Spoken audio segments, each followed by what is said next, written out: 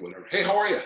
I'm doing great, Coach. Thank you so much for this. It is a real honor and pleasure to get to do this. Well, thanks so much. I hope we're. It took me a minute or so to get logged in. I'm sorry. Not at all.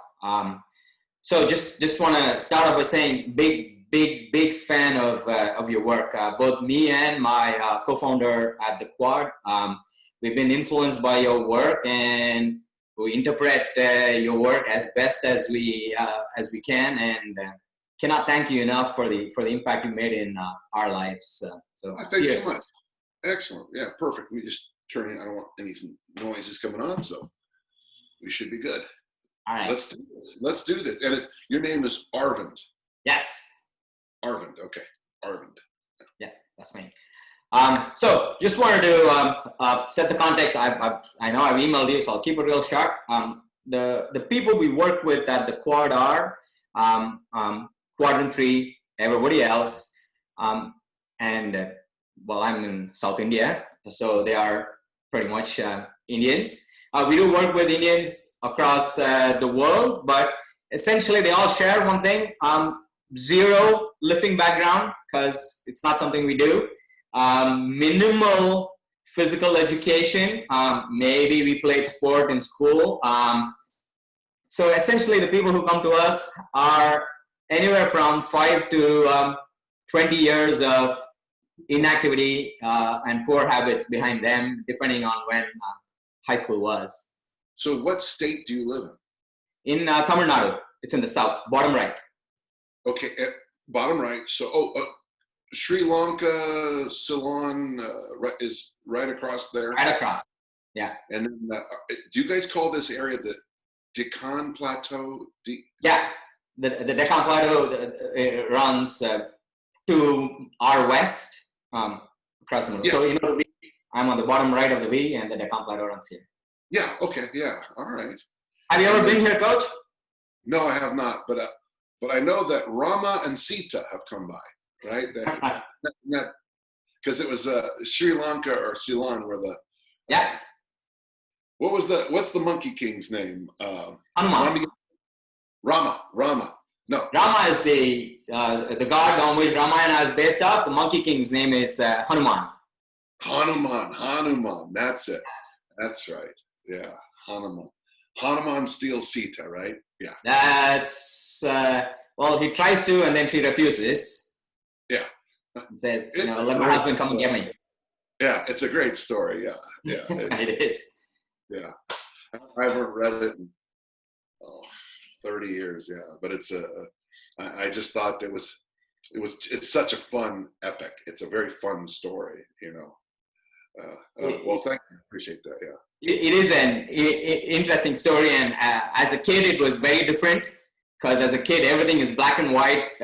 This guy's good, that guy's evil. And then as you grow up and read it, you're like, this God is not so nice after all. He does make mistakes. Yeah, that's true. It's funny. Every story is that way. Well, let's get started and let's knock this thing out. Huh? All right. So most of my questions are with this context in mind, and while I am familiar with your work, to say the least, I just want to mine your head for a little bit more. So the first question I have for you, about 9 years ago, so we've been doing this for 9 years. We started off as strength and conditioning coaches, thinking the technical stuff is all there is to this, and you can solve everything by just knowing enough. How naive. But over the course of all these years, the people we encounter, stressful jobs, crazy stressful lives, don't sleep enough, yet want to train hard, have the concept of unless I am in a pool of my own sweat, it does not count. But at the same time, people don't even have enough time for themselves. So we've realized to really help them, we need to be a lot more than just strength coaches. And your books are, while you are nominally a strength coach, your books are all about life lessons. So What do you think about, people who don't come in with a lot of motivation? They might start off having a clear goal, but then, the noise gets to them. So essentially, if you were to work with our students, how would you help them? Well, you basically just described almost everybody in the United States too. So, and probably Canada and probably England and Norway. Uh, okay, so we are pushing against a large snowball that's been started very small at the top of the Himalaya mountains, and it's gotten bigger and bigger. And your job is to step in front of it and stop that snowball. Well, good luck. So there's a couple of things. So first off, here we call the first month of the year January, and it's based on a two-headed god called Janus. And the first thing I try to get people to do, if I can, there's 2 or 3 small things in the beginning. These 3 may or may not help, but it's important. The first thing is you got to get your client to stop stop saying, oh, I'm going to do this program, and in 12 weeks, I'm going to be the best of my life. I'm going to join your club, and in a year, I'll be in the best shape of my life. What they need to do is look backwards. Is you need to sit down with them and say, how you need to talk them through this process of where they went from this 15-year-old with this great body or 18-year-old with this great body to now 30 years later, 40 years later, where they are today. And you need to talk to them about some of the steps and some of the issues that have come up. That's a lot of not working out. That's a lot of poor food decisions. It's a lot of nights without good sleep. And what we got to do then is you got to tell them, the phrase I always use is, you are the sum of your habits.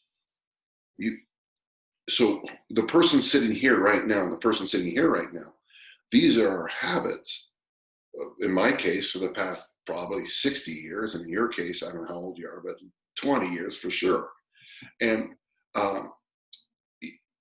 this is how you got, and then so you stop there.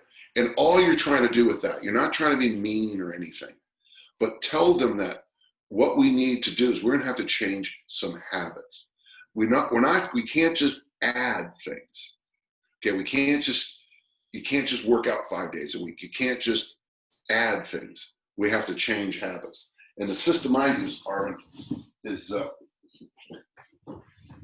I use this system called Tiny Habits by BJ Fogg.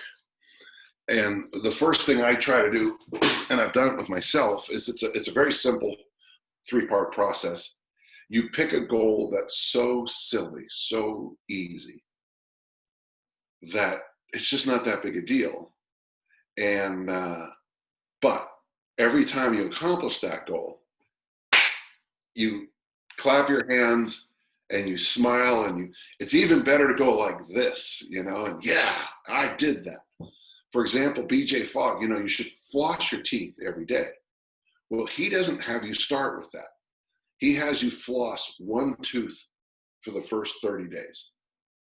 And people laugh at it. It's like, well, that's nothing. And his point is, no, well, it's actually just 2 weeks. He goes, no, you're missing the point. We are stopping that snowball, and we're turning around. Well, we can't just throw it back up. So if you floss 1 tooth, you'll laugh because it's so simple. You'll clap your hands like this. Within about 2 weeks, you'll be flossing your teeth. It'll become an established habit. So let's look what I'm trying to get across here. 1 is you got to get people to look backwards, okay, at some level.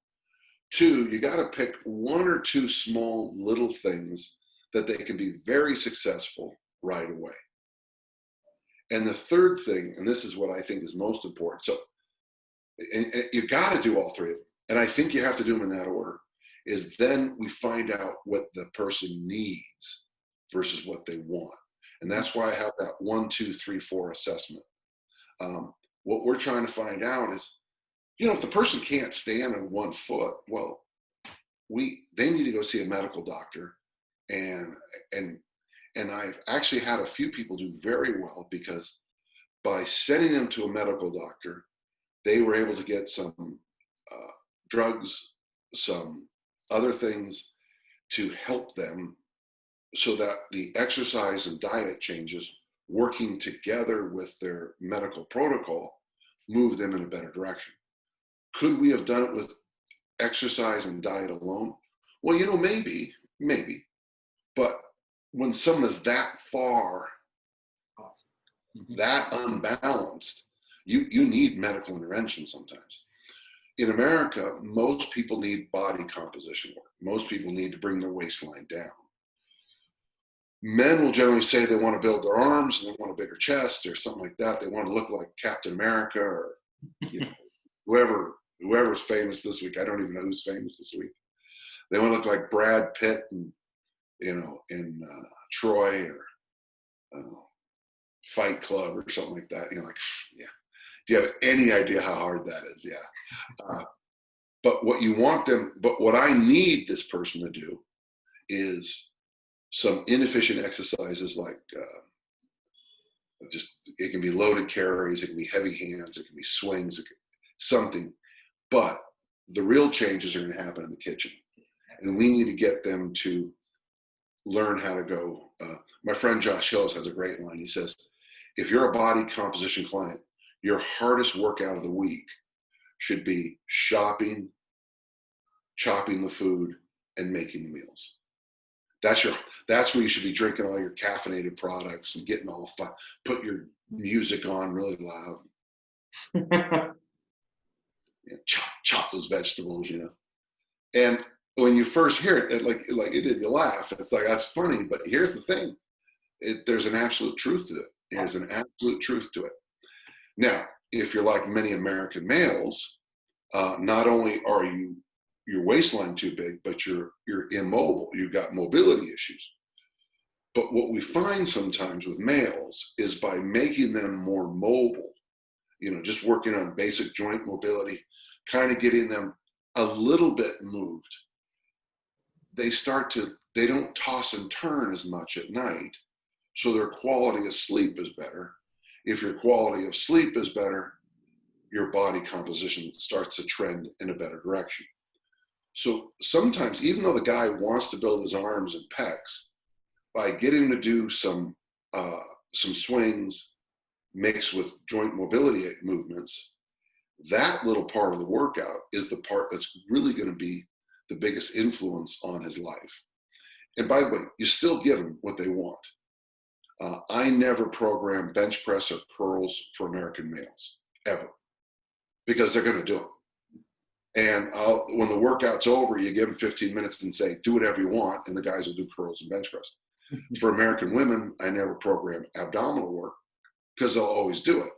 So you finish the workout, and then they'll go do some junk that's probably killing their lower back, but that's what they want to do, and you can only do so much. For most American women, their biggest issue is they're not strong enough. They've been doing these terrible diets their whole life, these idiotic cleanses and stuff. And what happened is the quality of strength isn't there. So the moment we can get them stronger, all of a sudden their body composition goals improve instantly. I work with a female client. She's 50 and she can do 6 pull-ups. And she looks amazing. She can do 2 sets of 5. She can do a set of 6. Well, of course she looks amazing. And I try to explain to people it's because she does pull-ups and kettlebell swings. And they'll go, what kind of aerobics does she do? None. 0. Oh, she takes her dog for a walk. But no aerobics. It's, and so I think you need to work with people in those 3 stages. One of my most famous weight loss clients, I've had a couple, but it was later in my career when I was getting tired of working with people. And he was the one who in January, he had to drink 2 glasses of water a day. That was it. That's all he had to do. And I would call him every night at 9 o'clock. And the joke is the phone would go bring, bring, bring, bring, because he was drinking that 2nd glass of water. And the second, I won't go through the whole thing, but in the third month, when we started adding actual formal exercises, the first week was for him to put his shoes next to the front door and every day put them on. And that was it.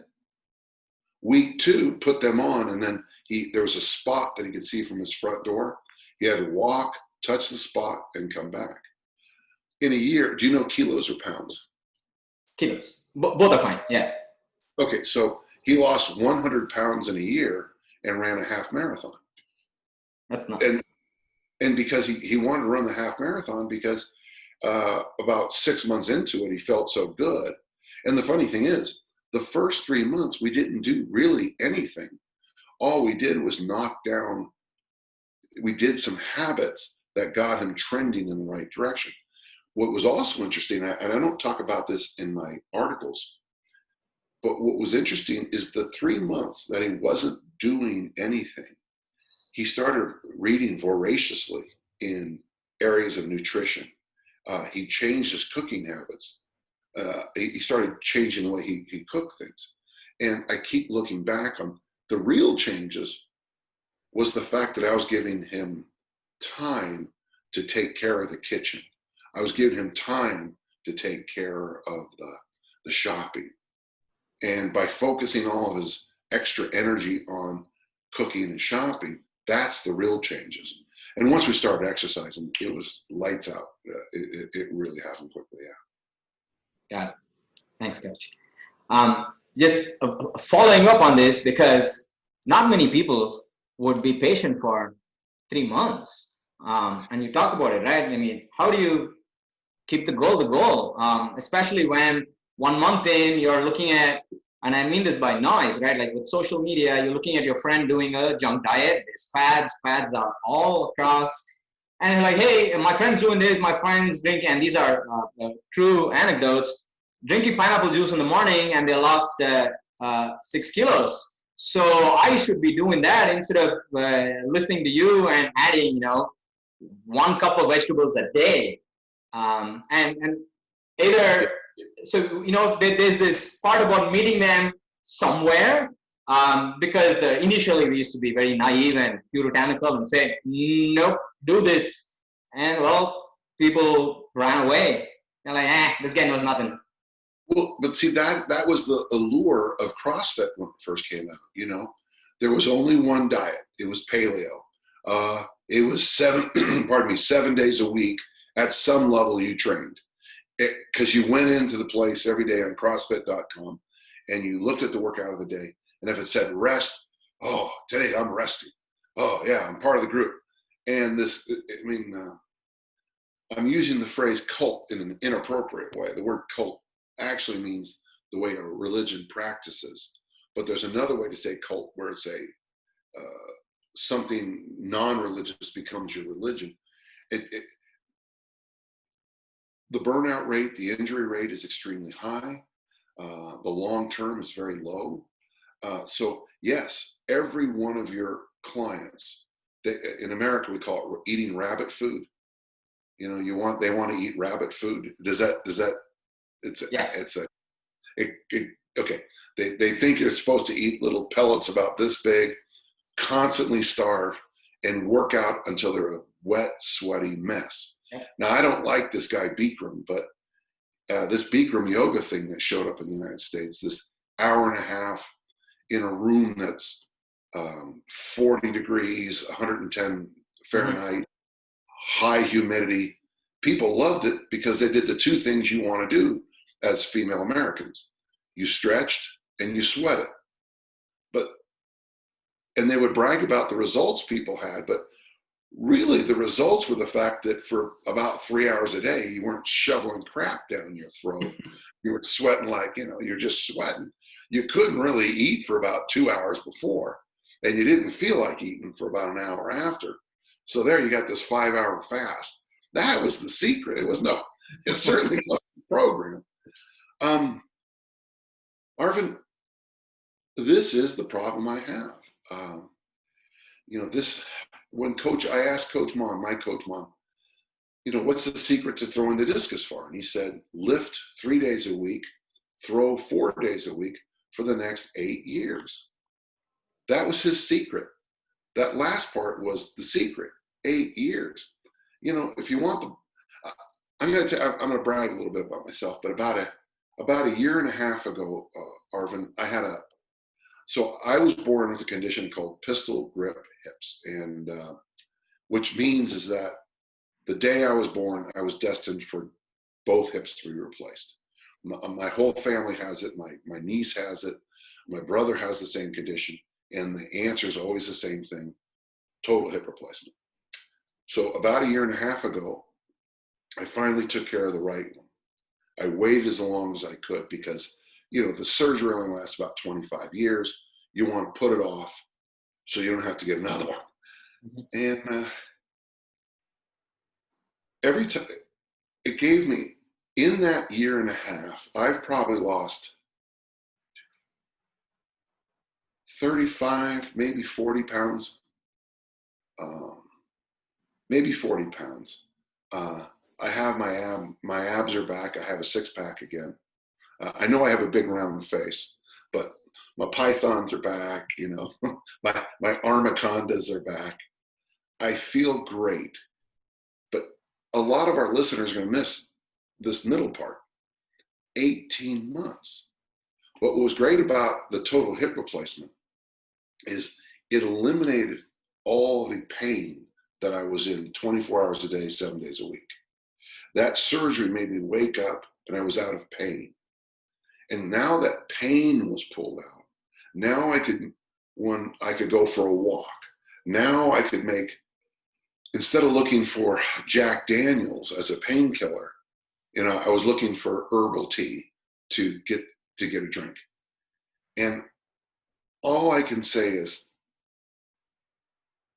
that I'm doing my best here to model the correct way people need to think about this. It took me from the first time I really felt in pain was 1979, and I got the surgery December 18th, 2018. So almost 40 years of some level of pain. Well, I mean, obviously, and it really got worse. When I look at that, I said, okay, it took me 40 years to get wrecked. Don't try to turn this around in 4 days. Don't try to turn this around in 4 weeks, 4 months. Give yourself some time. And Arvin, that's all I can tell you, is that is the right way to think. Now, to get somebody to think that way, I don't know what to do. And that's why it's so important. I always use the word walk with. I need to walk with my clients. That's why empathy is so important when you're working with fat loss or body composition clients, because you have to walk with them. And what's going to happen is, listen, I'm in the center of the storm when it comes to information. I mean, well, you just saw how I pulled the book right off the floor, right? I mean, my office and my house are just covered with weightlifting books and diet books and exercise. And it's a rare week I don't get 2 or 3 books. I'm rereading this. I always try to reread it. I take 3 days a week, I take a hot bath. I do a kind of recovery program. And I always have what I call and I always read a specific book and I try to finish it taking a bath. Well, this is Paleo Workouts for Dummies. Well, I'm quoted throughout this entire book. Here's the problem, and Pat knows it's okay. We've talked about this. Some of these workouts are so over the top, it'll destroy a normal person. You know how I know that, Arvin? It's because I did the workouts. I did all 180 days of the workouts. But this is a while ago. So I'm constantly being hit by better, harder, meaner, you know, faster. So how do we work with these fine people? And they're good people. And I liked your question, and I wish you'd stop asking it because I don't like my answers, you know. So a couple of things I've been trying to do.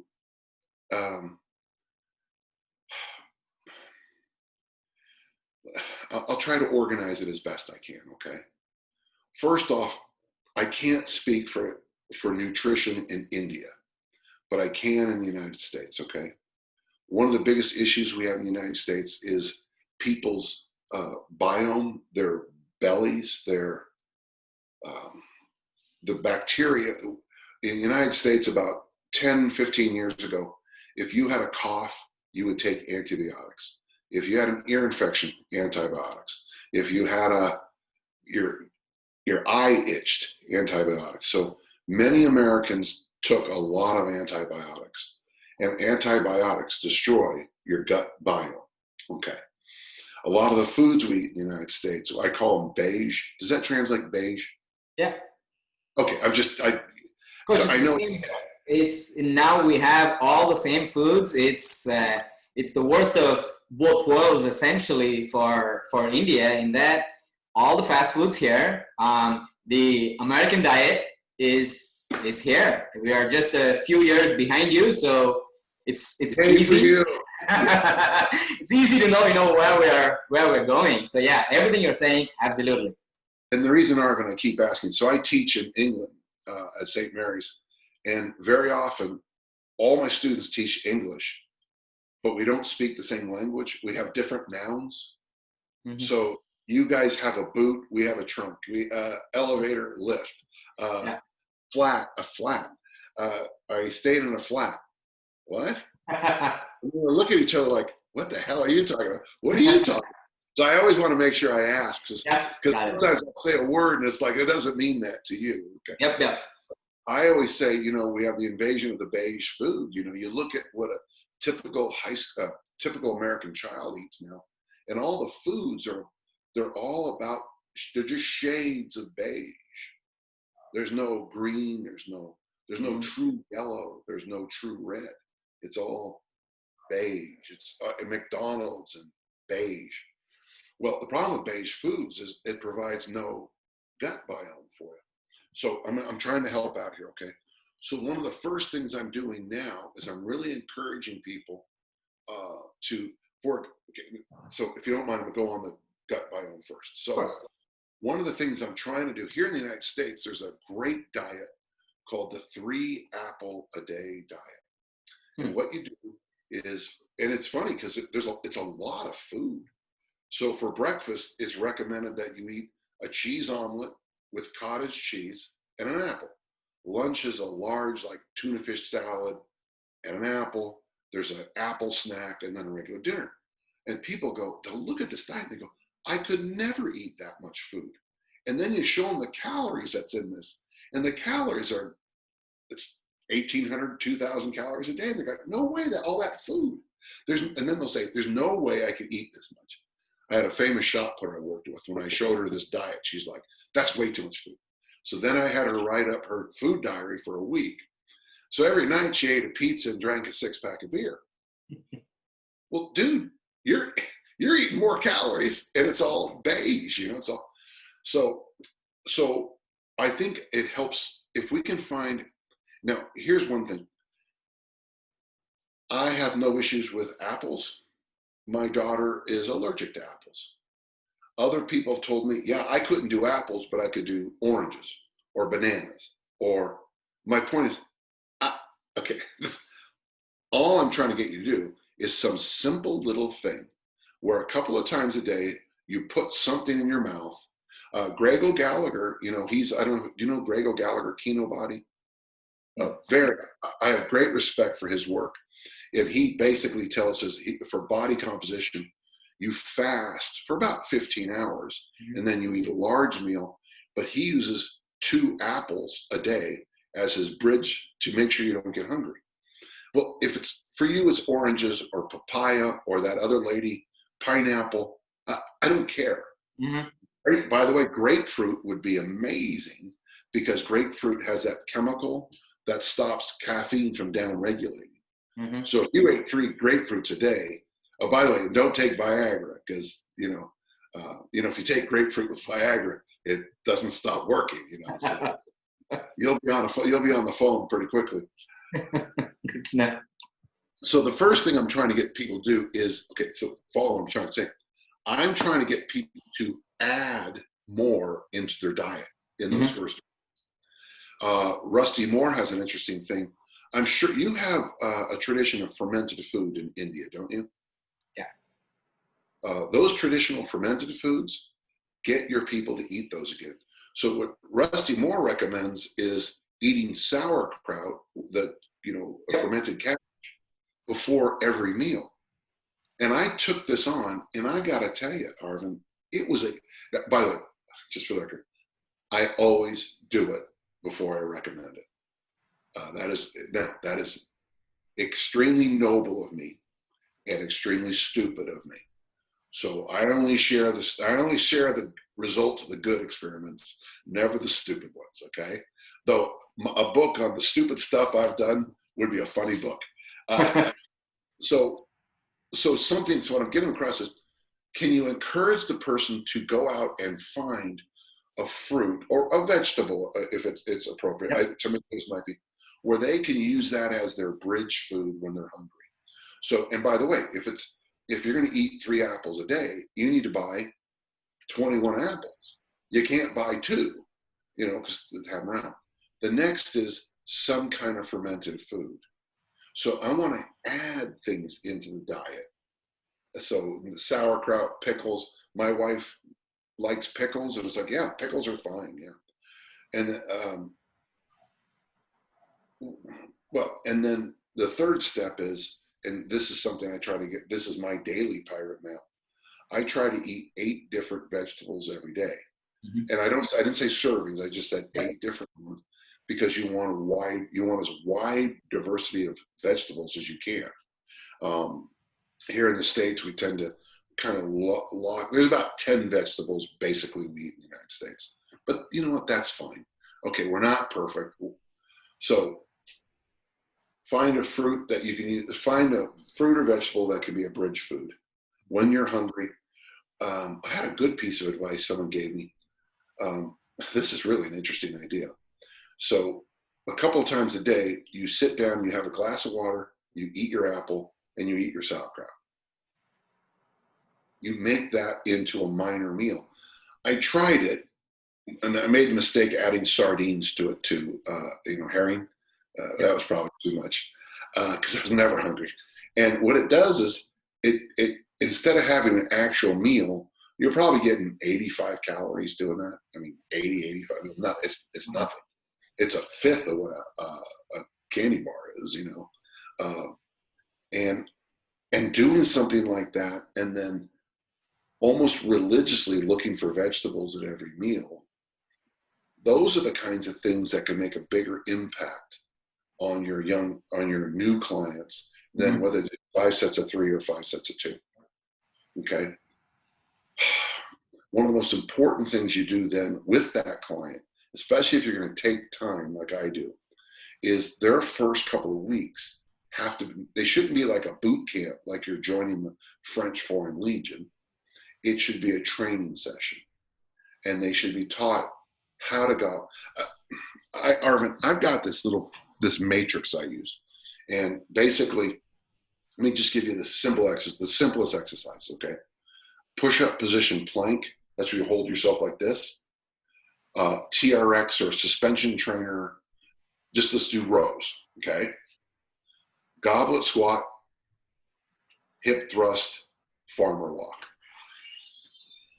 I will take people through that workout, and I'll look over, and by the way, I'm not working them out. I'm showing them how to do things. And they are a wasted, exhausted mess because they've never planked before. They've never planked their own body weight. The goblet squat, as they go down, you can see their freaking sweat pouring out. When they do the hip thrust, they'll go, actually, that feels pretty good.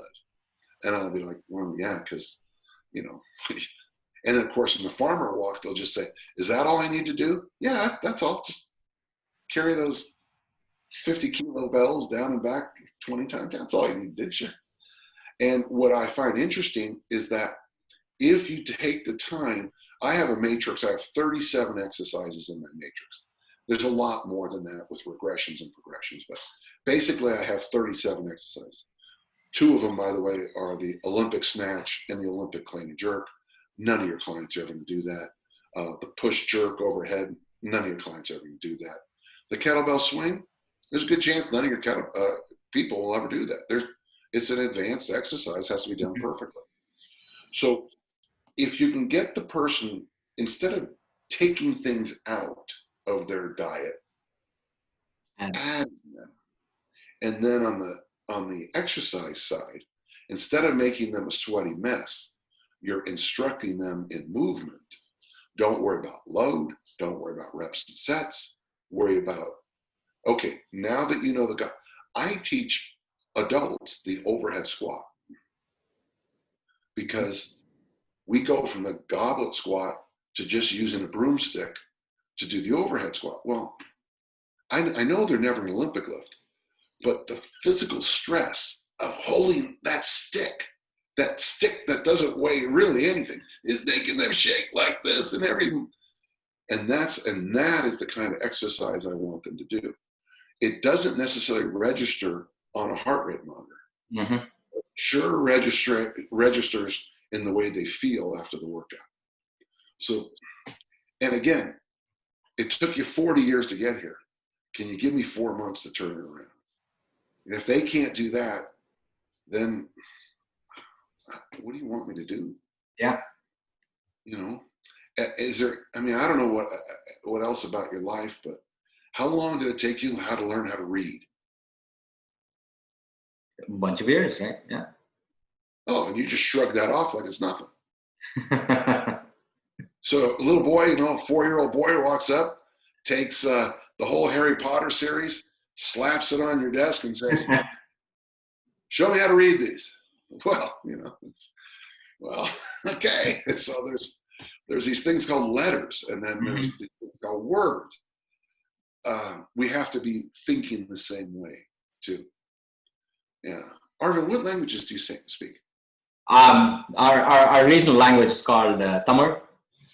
Yeah. I have a buddy who trains with me. He wrote "Never Let Go" on my gym board in your language. Okay. And then people critiqued it. They said he spelled it wrong, and I'm like, how the hell am I? Yeah, and English. English is most of our first language. Most people here, it's in India, it's the language that connects the dots with everybody, right? Pretty much, yeah, because the northern part of the country speaks Hindi, but pretty much all the states and regions have their own dialect. So usually most people speak about at least 3, right? I'm terrible at languages, coach. So I never got Hindi, even though I studied it till 8th grade. I can read it, funnily, but I have no idea what it means. Yeah. Well, let's keep going. I'm sorry. I just wanted to ask. No, coach. I mean, this is exactly what I was hoping for.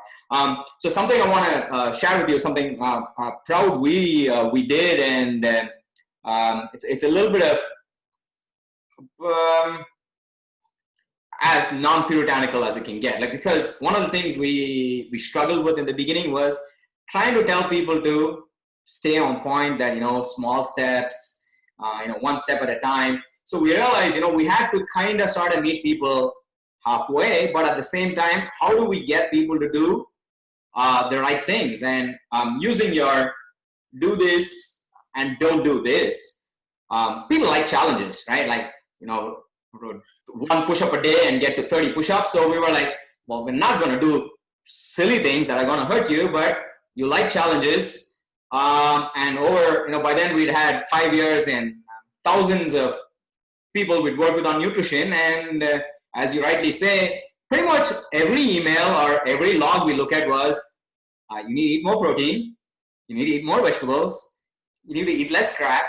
You need to sleep more. And being, our previous vocation, we're engineers. So we're like, what? How can we systemize this? How do we make this easier for people and for us? So, and food logs, while the gold standard, they don't work. People are as lazy, or they forget, and then I think I ate this for breakfast, and they conveniently forget all the, the Hershey's Kisses that sneaked in as an after snack and all that. So we put all of this together, and we came up with a 10-week program. We call it the Daily 9 because you do 9 things daily. It's based on height, weight, and gender, but we limit your carbohydrates because we are a country which is carb heavy, not just the cardboard carbs. I mean, even our meals are, South India, yay much rice and this much vegetables, like a cup of rice and a cup of vegetables, as opposed to a standard measure. And then in North India, it's the breads. So control your carbs, not zero at all. Eat your vegetables, eat X portions of vegetables, eat X portions of protein. Don't eat no sugar, no fried stuff. 9 things. 5, do this, and 4, don't do this. And the idea is simple. Yes or no. That's it. And we gave them points. And we didn't check points. But here's the thing. Have you seen the show Whose Line Is It Anyway? Oh, sure, of course. Right? So points don't matter. And I knew we were onto something when the student of mine, she's a mom of 3, does not get enough time at all during the day because, she's got 3 kids to take care of. So she comes to train with us at 5 in the morning. But the only time she gets to hang out with her husband is late in the night. So sleeps always under, 6 hours. And we give 1 point for sleep, and what happens? None of the science works, none of the logic works, none of the pleading works. 1 point works. And we did this in 2016, and oh my God, the results are astounding. People lose 5 to 10% of their waist. And well, people always measure body weight because whatever you tell them, they're going to measure body weight. So you can't help yourself, yeah. Yeah. So and this is something, coming from, I mean, this is a system that's just heavily influenced by stuff you've said and based on what we saw. And seriously, it works wonders. It works so much better than anything else. But the thing is, it's a 10-week program. And what we've seen is there's a lot of carryover in that people are able to latch onto a few habits. There's a lot of habit change and behavioral change nuances that go in there. And we've seen people over the course of a year repeat the program, but every year their baseline steadily improves. And it's hard to convince people about one thing though. This is something we still fail at, in that it's about the delta. Like you talk about it, right? Like a person doesn't need to go to clean eating. If he stops eating that candy bar, 1 candy bar less a day matters. But you give them points. People want to try to hit that 100. But you know what? It's okay. Good habits sneak in. I can't be too pedantic about it. But slowly, if you're at a 30 and you try to hit 100, the next day you come back, you're at a 50. The next day you come back, you're at a 70. So it's just something where we came up with. It's a system that does wonders. I'll send across a link to you if you have the time to check it out. Thank you. Yeah. So one question I do have to ask related to that is, how do you accumulate these habits appropriately? And what I mean by appropriately is, for each person, I think it matters which battle they choose. You go about it the wrong way and the cards fall down, but you go about it the right way, and the right way, unfortunately, comes from you more than it can ever come from me. And how do you waive them? How do you say, like you talk about X's, the red months and the yellow months, but over the course of a week even, like don't think of the day as an atomic unit, but maybe the week, sometimes the month. So there are some lessons which go in, but sometimes I feel, the point is not scoring the point, and then people stop listening to me. They're like, you made a game out of it, game works, shut up. Well, you're on to, I think the key is that everybody, the old thing with Archimedes said, if he had a lever long enough he could move the earth. Mm-hmm. And I always talk about what's the lever. And so in a lot of my work, I use Tony Robinson's pain and pleasure thing about getting the goal and not getting the goal. I'm working on a new book right now where I beat the hell out of this again. I really come back to it because when you sit down with people and you talk to them, okay, you have this goal. Did you mind me just going off of this real quick? Of course, Coach, please. Okay, you have this goal. And so there's 4 questions you ask. What is the pleasure you will get in getting this goal? Mm-hmm. That is the most obvious of them. And I wanted to start with that because you know why? Most people say something like this. I don't know, it'd be great. That's not nearly enough to make you sacrifice candy bars and McDonald's. Yeah. The next one is, this is when I think this is great. What will be the pain of getting your goal?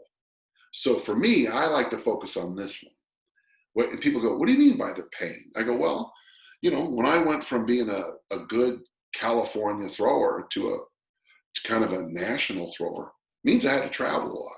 Means I had to be gone a lot. I was gone a lot of weekends, a lot of really crappy hotels. I was, you sit by yourself enough Friday nights, it gets old, and it costs a lot of money to travel, and means you have to work more to pay for the trips, and you miss a lot of stuff. There's a lot of girlfriends in my life that I didn't have or lost because of this. And you sit there and the person goes, well, it doesn't sound very good. Oh yeah, I know. That's the pain of getting your goals. You're not going to be able to toss in every candy bar you see. You're going to have to say no thank you a lot. You're going to have to push people away from giving you things. And then the next 2 are really important. What is the pleasure of not getting your goal?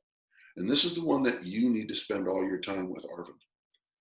Because obviously, and especially with some of your failed clients, what was so great about the candy, the lack of sleep, the this, the that? And they'll go, and the funny thing is, people will go, I don't know. And then you have to say, well, you had to have derived some pleasure in this. This is tough. In fact, this question is probably out of my lane. I'm probably not professionally qualified to ask anymore because this becomes almost a psychology or psychiatrist question. What was so alluring about all these other things that kept you from wanting your goal?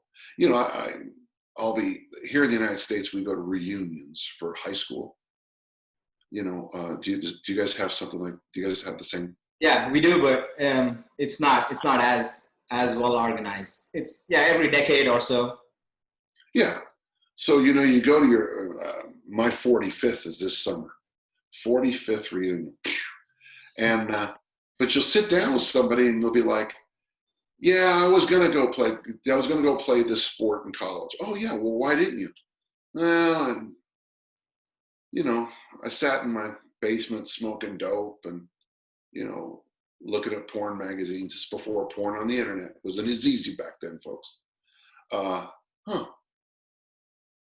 Because the pleasure of smoking dope and hanging out in your basement is a lot better than getting hit in the face in the sports we play. It is. And you have to sit down and embrace it. I know this sounds crazy. And of course, the last one is, and this is the nice one, what will the pain be in not getting your goal? And very often when people start to talk about it, for example, if a woman has a child who says, Mom, you're fat, that pain is a good Archimedes lever for us. Because, you might want to say, well, I know your child blurted that out and that had to hurt your feelings. Has anybody else said anything? And it sounds horrible. But what we're trying to do with that lever is usually I find one of those 4. And by the way, never have I ever, which is a game, never have I ever used the pleasure of getting a goal as a motivator. Because most people don't have any idea what it's like to achieve goals. I know that sounds crazy, but it's true. And so one of my jobs is to fill in the pleasure of getting that goal. In fact, Zach, I would say to you, Arvin, you're going to have these shoulders that are going to be so wide, you can't buy a normal t-shirt. You're going to have to buy a certain kind of fabric to stretch out over those. Oh, your pythons are going to be so thick that you're going to constantly worry about stretching, ripping the sleeves, and you're going to be so, your six pack is going to be so good that women will be rubbing their fingers on your ab wall while they're talking to you. And men will want to be you. Women will want to be with you, or whatever, you just keep, when you go to the Olympics for the rest of your life, you have a license plate that says Olympian. Many of our states do that. If you're an Olympian, you have a special license plate. No matter where you go, people are going to say, God, that guy's an Olympian. Or whatever. And you try to feed that. My job long term is to keep feeding that what will be the pleasure of getting your goal. But really the levers come from one of those other three. Got it. We're talking about, it's strange to think of this, Arvin, but so often in my career now, I have moved from being a strength coach to being a motivation coach. We have the tool. We know if you lift weights, you get stronger. We know that if you do joint mobility work, your joints will be more mobile. We know that if you do 15 to 25 quality repetitions in a movement, you'll get some level of increase in power and hypertrophy. We know that if you cut carbs way back, you'll lean out. We know that if you go for a walk every day, a nice gentle walk, it's far better than 95% of the shit we do in the weight room, in the conditioning world. We know this, and we know we should eat more vegetables, eat more sauerkraut, eat more fish.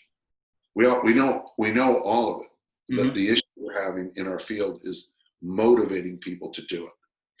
And we've brought up several things. So you've got the fast food industry who have engineered foods that rip out the human ability to not want to eat. They work very hard on fast foods to make them go past your brain barriers so that you'll shove them down your throat. Everything okay? A 5-minute warning for you, Coach. As I'm sitting in my extremely comfortable chair in my climate-controlled office, that's a lot nicer to sit in this chair than it would be to be outside right now, I don't know, doing some yard work or something. Mm-hmm. This chair and this internet thing will draw me in for a couple hours just because it's designed to do that. And so what we need to do is we need to overcome available food, comfortable chairs, and it's just, and so our job has become much more psychiatry and motivational work. And that's why I always rely on people I can trust, like BJ Fogg and Josh Hillis, he's the American Fat Loss guy. When I listen to these guys talk, the whole time I'm going, that's so obvious. Because I come from elite track and field performance and military, where you just can't, if I don't improve, I lose, and if we don't get better in the military, we die. These are very clear. And then to move into somebody who has 1,000 choices, it's a tough, my choice as a discus thrower is when people ask me the secret to being a great discus thrower, throw far. And then when you do, good question, throw farther. It's pretty simple, throw far.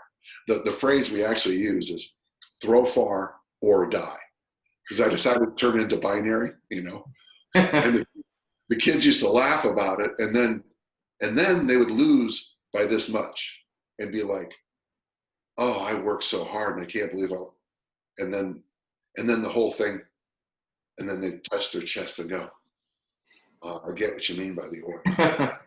Okay, yeah. I'm not going to skip, and then of course the next season they come back and rail up. But it is true, Arvin. We've become cheerleaders and motivators, and it's a tough thing. Yep. Have you read this author called Stephen Pressfield, Coach? Yeah. What's the name of the book? The Legend of Bagger Vance. He wrote that book, but his most famous book is The War of Art. Yeah. Thank you. I knew I'd do the book. Yeah. I have it here somewhere.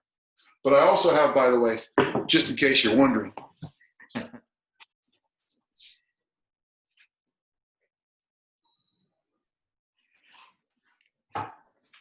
a book I think that's far superior, The Art of War.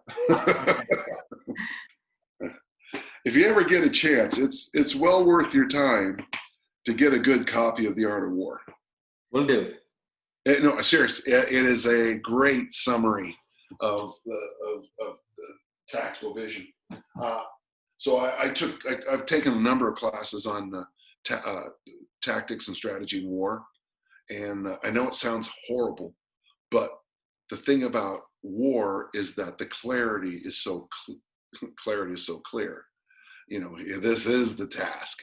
Mm-hmm. And when you study tactics and strategies, you, as a strength coach and as a fitness person like yourself, you'll start to go, okay, this is something you and I have to outthink the fast food companies.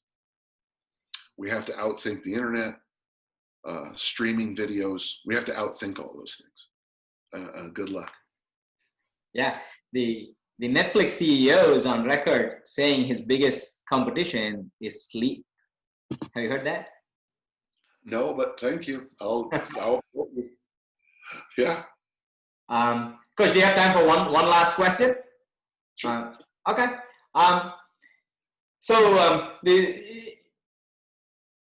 It's on emotional labor. It's a term Seth Godin uses, and I think it's very relevant to what you do. And in addition to the amount of heart we have to put in to work with somebody, and here you are, spending time with me with no straightforward outcome or motive, because you are just generous. I mean, you speak about this in your books, right? Just, I want to pay forward. I want to do what I was given. But there are days when it is very draining. When like say your polo shirt, you've taken away a part of decision fatigue, but when you have to hold somebody's hand or help them take decisions, that's decision fatigue, and it adds up. And it's taken me many years to understand this, but I'm an introvert, and I coach 5 to 8 in the morning, and I meet 100 people.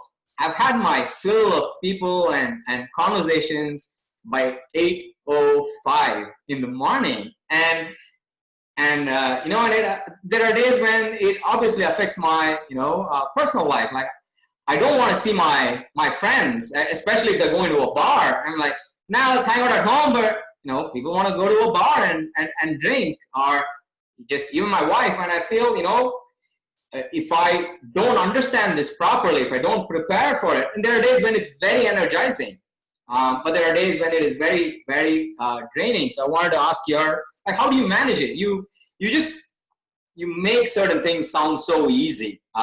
Say understanding Pavel's 40-day program, for example. You got it, and you're like, why didn't you guys get it? And that's the simplest of things, I would say, even though I didn't get it.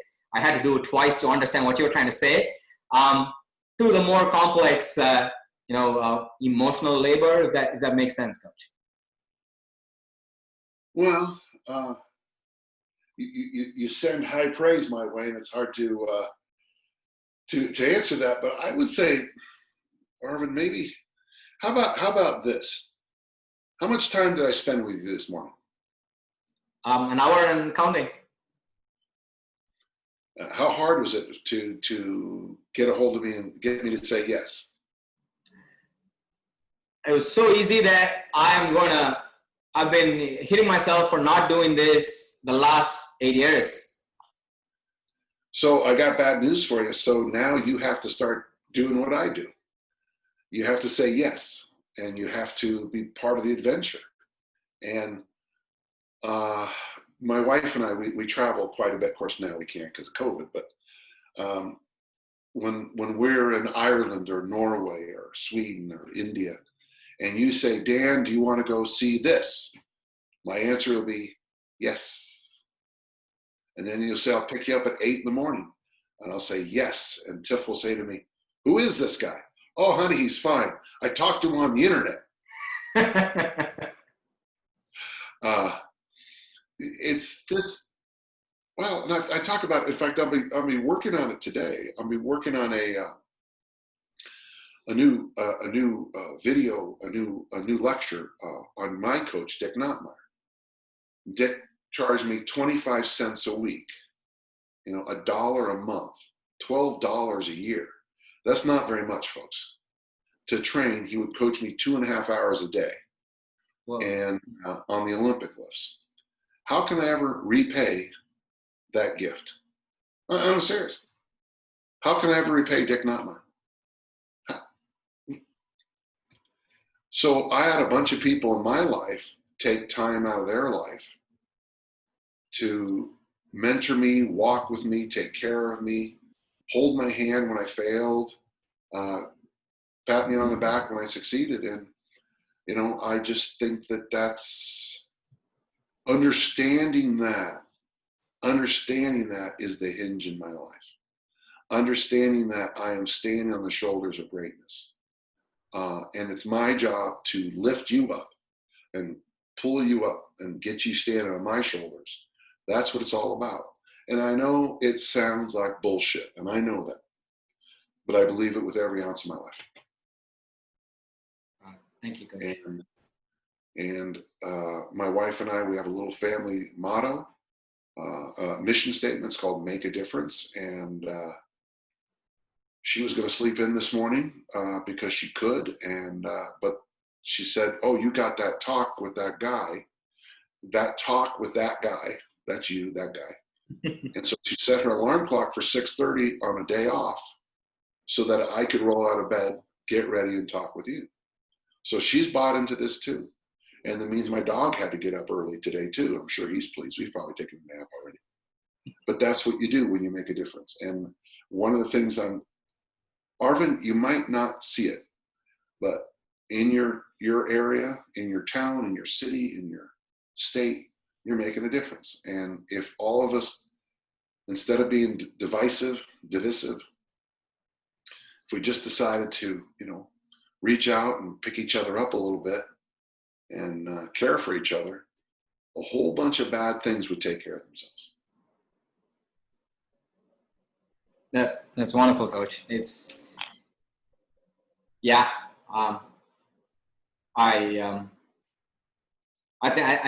feel I am privileged to learn from you, and it feels like a great responsibility to be part of, though, because it's.